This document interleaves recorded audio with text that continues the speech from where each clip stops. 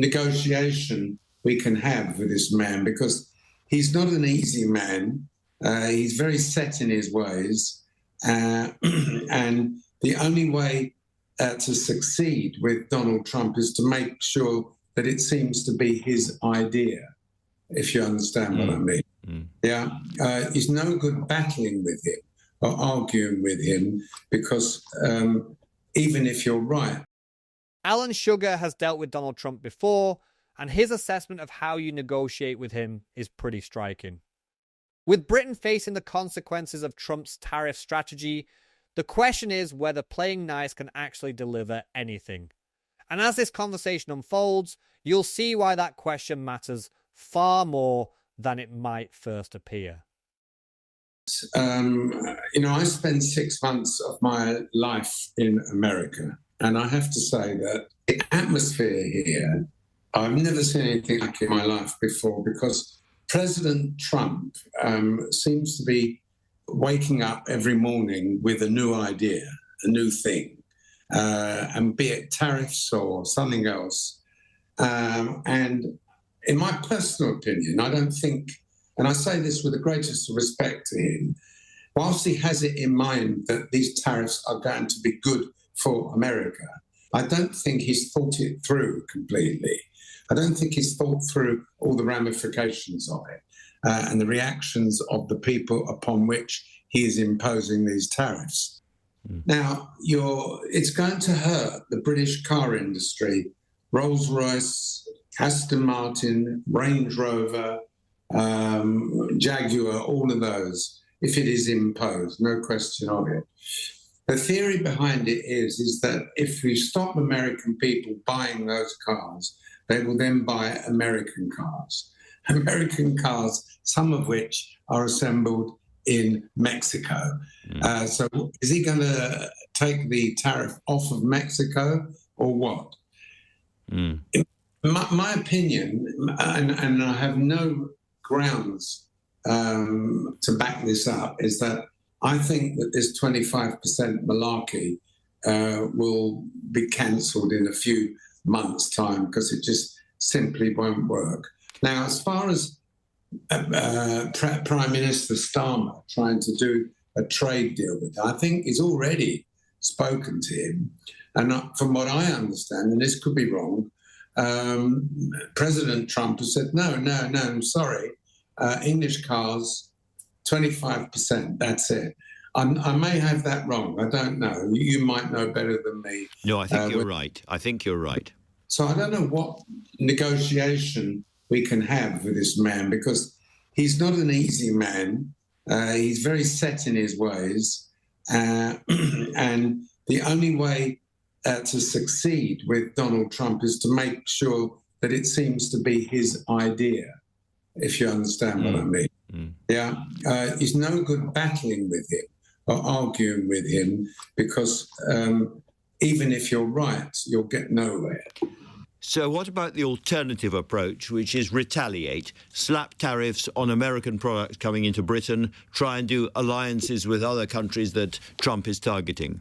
Of course, if the European Union, of which we are not a member of anymore, unfortunately, if they decide that we're going to retaliate, then I would strongly suggest that Britain is invited as part of the retaliating parties. But we have to be realistic. What are we retaliating about? What do we import from America? Well, we don't import cars. No one wants American cars, really.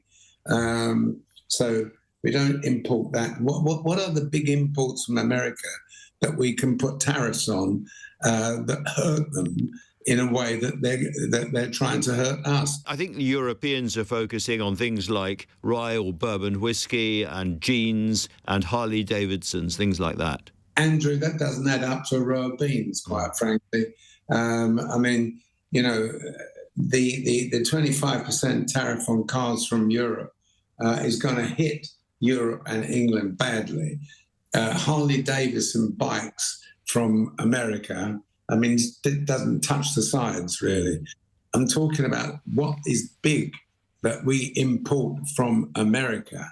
that if we imposed a 25% tariff on it, then that would hurt the sender, the exporter, in the same way as it's hurting the guys here. Alan, you famously said that Brexit was the worst thing that had happened to British business in your lifetime. Looking ahead at what this tariff war, this trade war could be, do you think this is Brexit Mark II? It is a disaster. It's mainly affecting the car industry. Again, I don't know what other commodities it's affecting. I haven't seen the detail. I don't know whether there is a list of commodities that will apply to these 25% things. It sounds to me, Alan, as if you don't think we should get involved in a tit-for-tat tariff war with the Americans. Well, look, my instinct would be, yes, get in touch with a tit-for-tat, but I'm a realistic person. What are we tatting? What do we import from them? This is the point. What are we importing? If we're importing billions of euros or pounds worth of stuff from America every month and slap 25% on that, yes. But if it's Harley-Davidson bikes and we're importing 20 a month, it doesn't touch the sides. We don't buy their cars. I'm quite interested in the psychology of all of this, Alan. You're in Florida now. You're not in Mar-a-Lago as it happens, but I was in Mar-a-Lago 2 weeks ago, where the president was there. I didn't meet him, but he was there. I was going to ask, when you both set out on The Apprentice all those years ago, whether you struck up any kind of relationship with him, whether you still see him at all, and what you make of him now. Basically, we started off on the wrong foot. So I've spoken to him on the phone, and we had a bit of a spat on Twitter years ago, and I would say that we started off on the wrong foot. I haven't spoken to him since. I had the opportunity to go up and tap him on the shoulder about 3 weeks ago, but I think I'd have had five or six CIA special service grab me before I got near him. Yes, you probably wouldn't be talking to me now. Yeah. So, I might meet him in the next few weeks. He's a very special man, as you can imagine. Do you think Keir Starmer is right to try to stick close to him?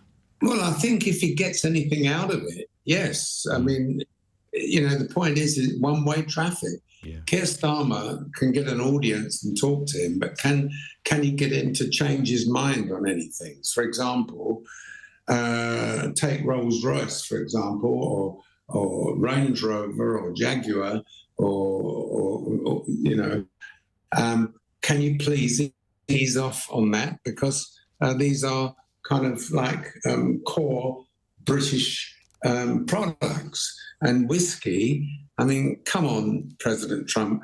No one wants Kentucky bourbon. They want Johnny Walker. Let's face it. Lord Sugar, Alan Sugar, thank you very much indeed for talking to LBC.